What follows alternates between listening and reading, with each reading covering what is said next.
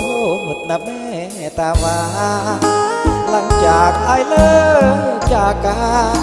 นายสั่งขับรถเมื่อส่งแล่นรถออกจากหาดน้อยเหล่าขาวคงเลยจอดไปหาหน้าโป่งซื้อปิ้งไก่หวังไปต้อนน้องบางครั้งเมื่อเวียงเส้นทางยาวไกลสองมือถือพวงมาลัยแต่ใจยังคิดห่วงเจ้าหัวบ่เคยแบ่ดื่มเหล้าจนว่าลงเมาห้องอาหารยังบ่เคยเข้าสภาพรถเก่าเลยนอนข้างคืนอยากไปฟังเสียงคนเขาห้องเขา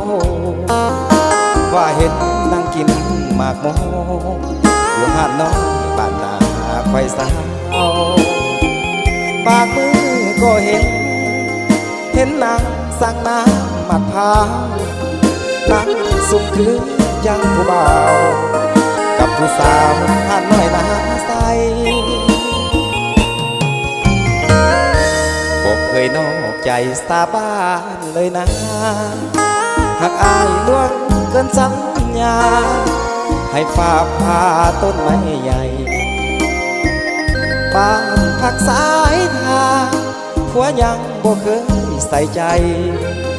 วันนี้อายมาสายไปเพราะว่ารถมีปัญหา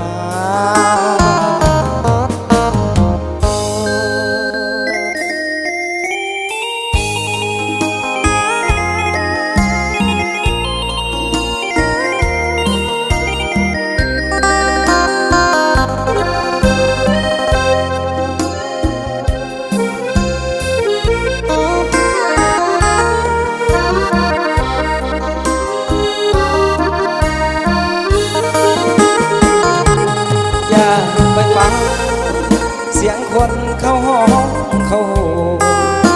ว่าเห็นนั่งกินหมากโมอยู่หาดน้อยบ้านนาคอยสาวบางมือก็เห็นนาง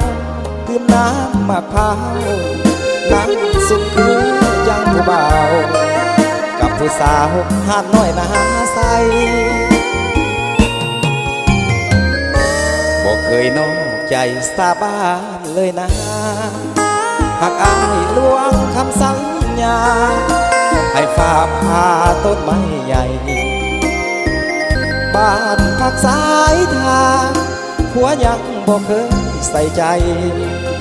วันนี้อายมาสั่งไปเพราะว่ารถ